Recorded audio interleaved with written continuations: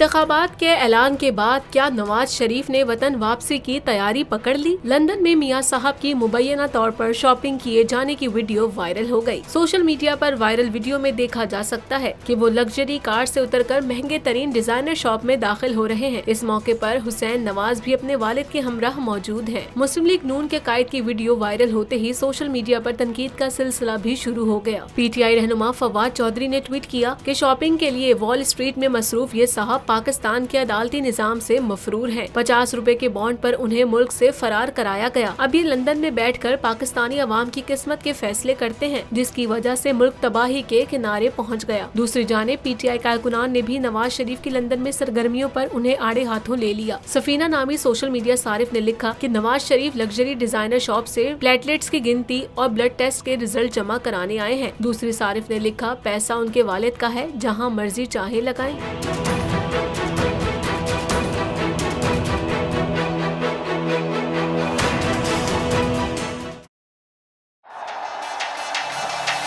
जिंदगी एक मैदान है और PSL 8 में हर टीम को छूना आसमान है। 6 टीमों के बीच धुआंधार लड़ाई। ये शोर न लड़ाई का है न डर का, ये शोर है जीत का, ये शोर है जुनून का। खेल का जुनून रोजाना रात 11 बजे सिर्फ बोल न्यूज पर।